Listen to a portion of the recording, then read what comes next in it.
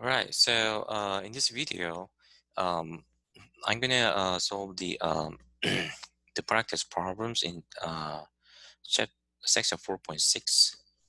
Okay, so I solved this problem the last video, but I gotta uh, I show you the other way, alternative way to solve the problems.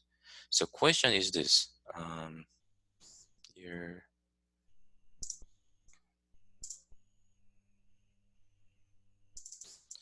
So the manufacturing of semiconductor chip produces 2% defective chip. Assume the chips are independent and that a lot contains 1000 chips.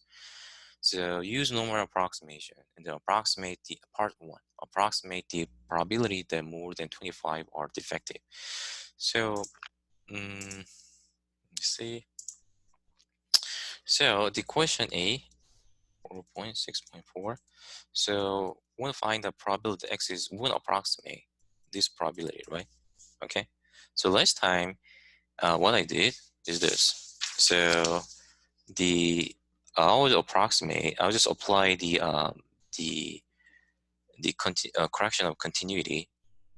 So we got 25.5, and then you might be confused with this. I thought that you may thought that we subtract 0.5 from 25, but we did add a 0.5 into 25. So this is really normally the x is greater than 25, then we subtract 0.5, but we did add a 0.5, right? It's just so that you just why we added 0.5 even though x is greater than 25.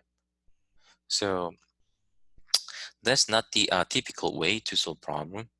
Actually, to apply the continuity correction, the inequality must include the equal sign, but it's not include the equal sign, right?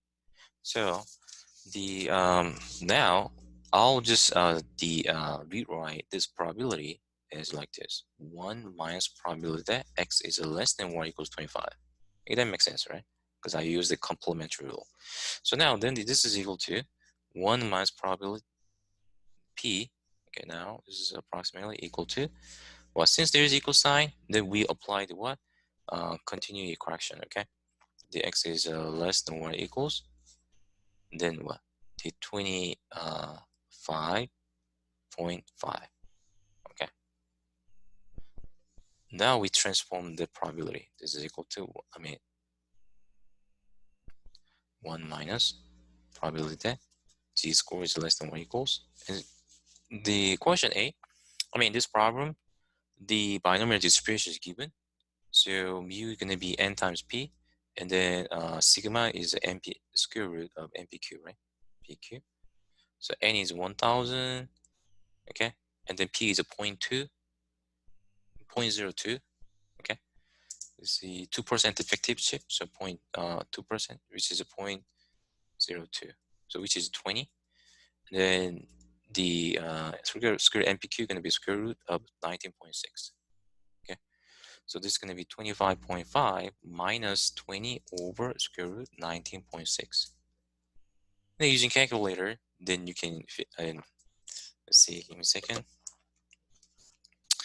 So now let's find out that standard normal distribution, okay? So we use normal CDF.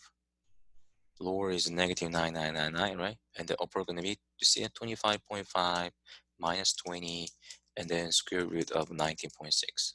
We use 0, sigma 1. Then you got the 0.8929. And then we subtract this probability from 1. So 1 minus this one will give us what? 0.107 approximately. This answer is exactly same as this answer, right? So normally we solve that problem like this way, okay?